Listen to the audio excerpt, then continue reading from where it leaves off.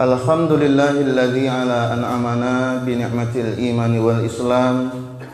Asyhadu an la ilaha illallah wa asyhadu anna Muhammadan abduhu wa rasuluh.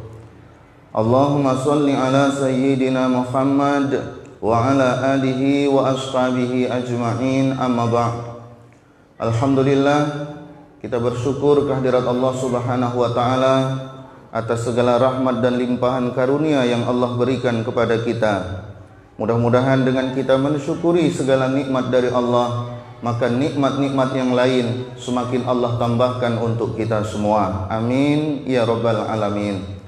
Salawat beserta salam buat junjungan kita Nabi Muhammad sallallahu alaihi wasallam. Allahumma salli ala sayyidina Muhammad wa ala ali sayyidina Muhammad.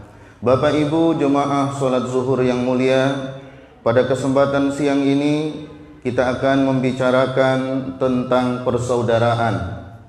Islam mengajarkan kepada kita tentang semua lini kehidupan, bahwa kehidupan di dalam dunia yang fana ini sesungguhnya telah diatur di dalam agama kita, mulai dari perkara yang kecil sampai kepada perkara yang besar. Maka tidak ada satupun urusan di dunia ini yang tak diselesaikan oleh agama kita. Dan dalam kesempatan yang berbahagia ini, kita akan membincangkan bagaimana konsep persaudaraan yang ada di dalam agama kita. Jemaah sholat zuhur yang dimuliakan Allah, agama Islam mengajarkan kepada kita agar kita senantiasa menaburkan rasa kasih dan sayang kepada orang-orang di sekitar kita. Jangankan kepada keluarga, kepada saudara yang ada ikatan batin dan darah terhadap diri kita, bahkan kepada orang-orang di luar daripada diri kita, masyarakat di sekeliling kita, sahabat dan teman-teman kita, maka semua itu pun diatur di dalam agama kita. Rasulullah Shallallahu Alaihi Wasallam memberikan satu penjelasan kepada kita bagaimana konsep bersaudara ini di dalam kehidupan ini.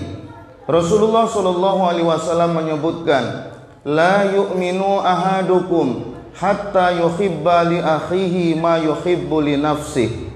Tidaklah sempurna iman seseorang di antara kamu sampai ia mencintai saudaranya sebagaimana ia mencintai dirinya sendiri. Ini adalah konsep bagaimana Rasulullah Shallallahu Alaihi Wasallam mengajarkan kepada kita untuk cinta kasih kepada orang lain, dan salah satu standarnya adalah diri kita. Artinya apa? Untuk mencintai orang lain, menyayangi orang lain, maka yang menjadi gambaran itu adalah diri kita. Maka diri ini adalah cerminan bagi orang-orang yang ada di sekitar kita. Maksudnya apa? Jika diri kita menginginkan kebahagiaan, maka demikian pula saudara-saudara kita yang lain, tetangga kita juga menginginkan kebahagiaan sebagaimana yang kita inginkan. Sahabat, teman, handai tolan, mereka menginginkan kebahagiaan sebagaimana diri kita juga menginginkan kebahagiaan.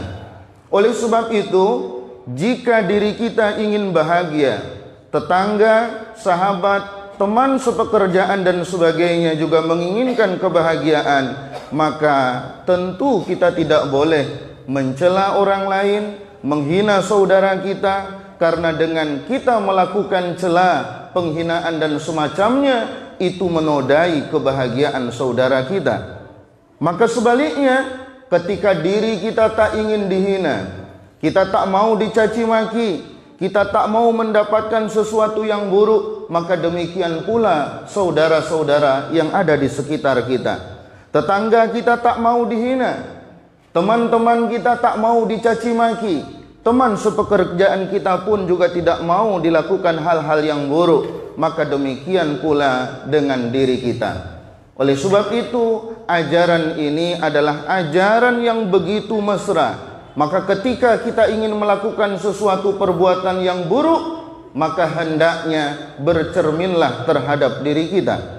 Apakah kita ingin keburukan itu kita terima sebagaimana orang yang akan kita berikan keburukan? Jika jawabannya tidak, maka sesekali jangan untuk melakukan perbuatan buruk kepada tetangga kita, sahabat kita, keluarga, dan lain sebagainya.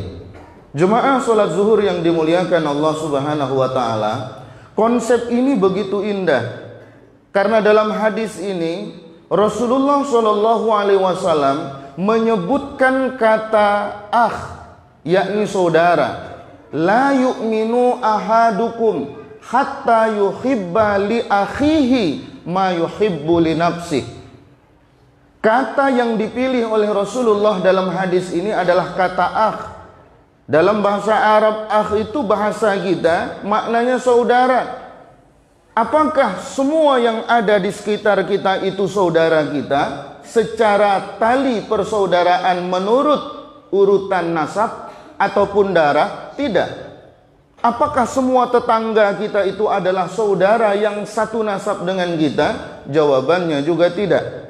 Tapi Rasulullah pilihkan kata yang begitu indah dengan kata-kata yakni saudara. Apa maknanya? Bahwa orang-orang di sekitar kita ini itu sudah dibangsakan saudara dengan kita.